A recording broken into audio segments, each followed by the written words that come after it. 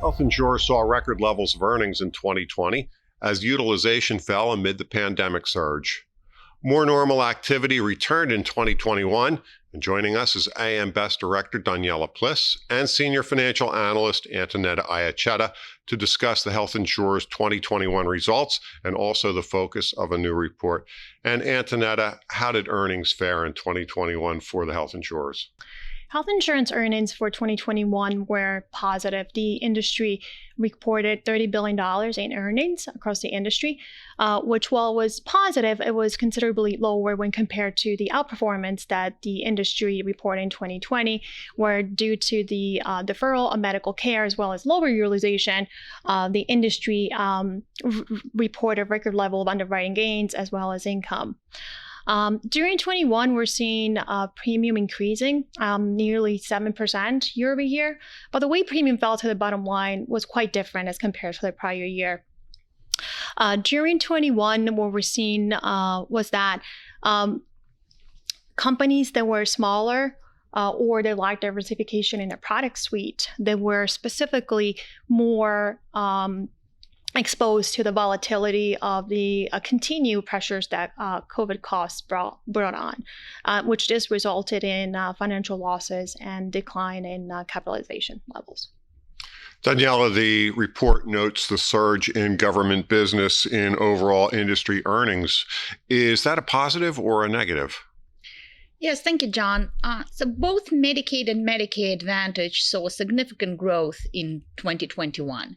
Medicaid premium grew by 14%, and that's compared to low to mid-single digits prior to 2020. From an earnings perspective, Medicaid posted unprecedented underwriting profitability of almost $10 billion, and that compares to historical average of under $1 billion prior to 2020. Medicare Advantage premium growth is not new. That segment has been growing steadily over the last decade. The profitability of Medicare Advantage declined in 2021, and somewhat it was due to COVID costs and the return of deferred utilization, but there was a unique factor for Medicare Advantage, which is a lower risk adjustment payments in 2021. Whether it's good news or bad news, the good news for the industry is definitely that government programs help to alleviate the long-term decline in commercial segment that industry has been facing for years. And in 2021, from an earnings perspective, it was government programs that brought in the significant chunk of earnings and helped to offset significant decline in commercial profitability. The bad news in the short term is that a lot of these excess profits that industry made in Medicaid segment have to be paid back to the states. Because the way Medicaid contracts are structured, carriers only have limited opportunity to make the profit, and the excess profit have to be paid back either through rebates or through contract renewals. On a more longer term basis, the growth of government programs changes the economics for the carriers. Historical profitability of government programs under normal circumstances is lower compared to commercial. At the same time, the capital intensity of this premium is higher, which means you need more capital to support the same amount of premium. And given the limited profitability, it can be challenging to produce enough retained earnings to support the capital. So the carriers need to make capital contributions to support the growing premium base.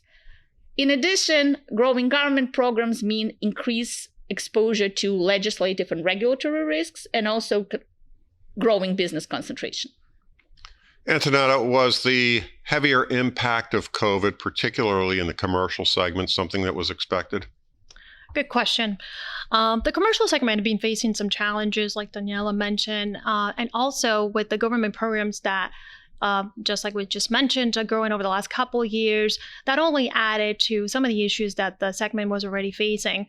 But during 21, the main driver for the decline in the segment earnings was primarily driven by the impact of COVID-related expenses.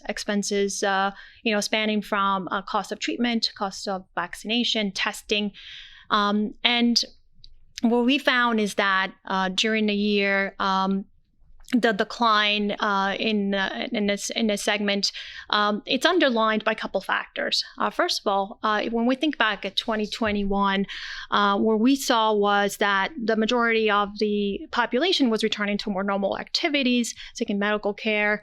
Other things that took place during the year, if we think of the two waves, the Delta and the Omicron, they were significantly more widespread when we compare to the original outbreak in 2020. And then last but not least, treatment became more available, even to those patients that were experiencing mild symptoms. Those were seeking medical care as compared to the original outbreak in 2020, where only the severely ill were seeking medical treatment. And therefore, all of this kind of led to increased cost in claims and across the industry. We had not seen these projections being near that. The actual cost exceeded any projection we had seen across the industry. Doniella, are COVID-related treatment costs remaining at high levels? And if so, how should we expect that to impact earnings in 2022? During the first quarter of 2022, COVID costs and COVID claims was still very much a factor for the health insurance industry. But starting April, May, what we've been hearing from carriers is that the COVID claims began to decline.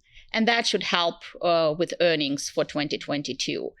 Some carriers report excessive pockets of utilization to make up for the lost procedures from 2020 and 2021.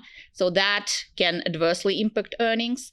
But overall, the carriers were able to pass pretty sizable rate increases, and taken together with overall declining COVID costs, that should help earnings to stabilize in 2022. Government segment earnings, Medicaid is likely to moderate for the reasons I mentioned before.